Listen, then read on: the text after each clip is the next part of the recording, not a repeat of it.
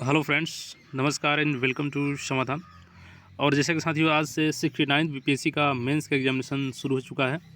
और आज यहाँ पे जनरल हिंदी का जो एग्जामिनेशन हुआ उसका पेपर यहाँ पे आ चुका है। ये स्टूडेंट कॉपी है और जैसा कि जानते हैं कि ये केवल क्वालिफाइंग इन नेचर होता है। इसमें आपको 100 नंबर में 30 नंबर लाना होता है, तभी आपका GS1 GS2 और निबंध का पेपर चेक होगा और ऑप्शनल का।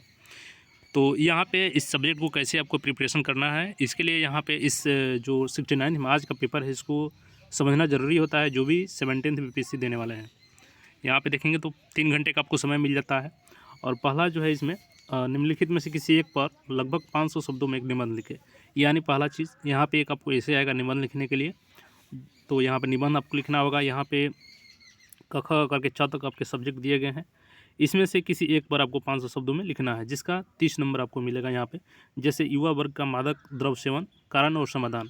अब देखिए यहाँ पे युवा वर्ग का मादक द्रव्य सेवन इसलिए रिलेटेड है क्योंकि बिहार में आपको पता होगा कि जो आर्टिकल 47 है उसके तहत यहाँ पे जो शराब है या पेय पदार्थ है उस पर रोक लगाया गया है।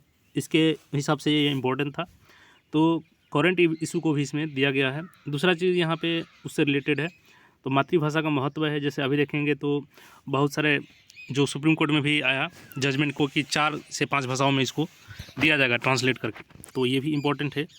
जातीय हिंसा, अभी आप देखे होंगे कि मणिपुर में हिंसा हुआ था, तो उससे यहाँ पे कहीं ना कहीं रिलेटेड पेपर है। तो करंट इशू के हिसाब से आप लोग तैयारी करके जाएंगे।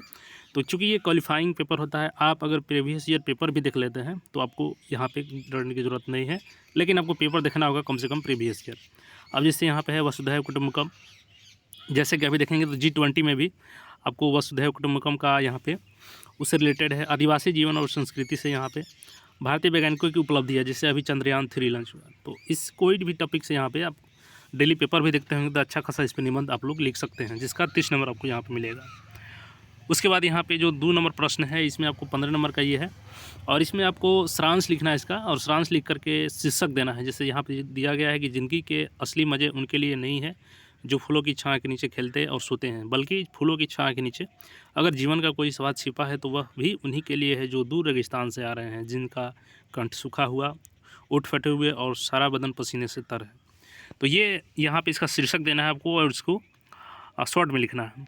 3 नंबर में प्रश्न है जो आपका यहाँ पे 10 नंबर का है, और इसको शुद्ध करना है। वाक्य यहाँ पे अशुद्ध दिए गए हैं, जैसे कि छत पर से वह गिरा और हड्डी टूट गया, इसको शुद्ध करना है। सीता रोता रोता घर गया, तो ये डायरेक्टली यहाँ पे गलत है, आपको इसको शुद्ध करना है। तो ये यहाँ पे सभी को शुद्ध करना है, इसका 10 नंबर आपको मिल जाएगा। 10 यहाँ पे वाक्य है और 10 को शुद्ध करना है आपको। उसके बाद यहाँ पे देखिए तो विशेषण की परिभाषा देते हुए विशेषण के भेदों को साधारण स्पष्ट कीजिए, 10 नंबर का ये है। यानी आप व्याकरण भी कर लेते हैं तो आप इसको क्वालिफाई कर जाएंगे इजीली।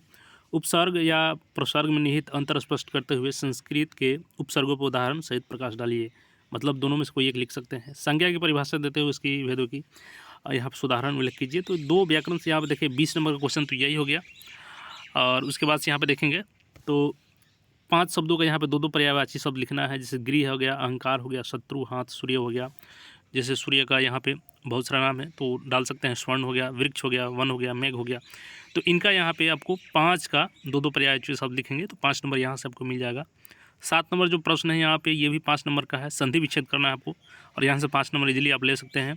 काल की परिभाषा देते हुए तो यहाँ पे व्याकरण को अच्छा खासा यहाँ पे इंट्रोड्यूस किया गया है इस बार के पेपर में। निम्नलिखित में से किन्हीं 5 शब्दों के विलोम शब्द लिखिए, तो यहाँ पे विलोम शब्द भी लिखना है। साधारण, साक्षर, सापेक्ष ये हो गया। और हिंदी में वचन कितने प्रकार के होते हैं, यानी देखिए व्याकरण यहाँ पे अच्छा खासा है। अगर आप केवल व्याकरण भी पढ़ लेते हैं तो इसको इजीली क्वालिफाई कर जाएंगे। सिंपली आप लोग प्रीवियस ईयर पेपर जरूर देखें अगर इस पेपर को क्वालिफाई करना है तो। बाकी कल का जो GS पेपर है उसके लिए आप सभी को बहुत बहुत शुभकामनाएँ। और आज जिनका पेपर था वो कमेंट करके ज़रूर बताएं उनका पेपर कैसा गया। बाकी मिलता है नए अपडेट में, चैनल से जुड़े रहें। धन्यवाद।